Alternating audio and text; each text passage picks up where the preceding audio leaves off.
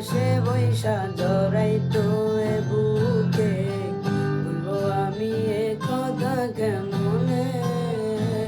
তবে ভালো কেন বাসিলা, স্বপ্ন কেন দেখাইলা, ভালো কেন বাসিলা আমারে।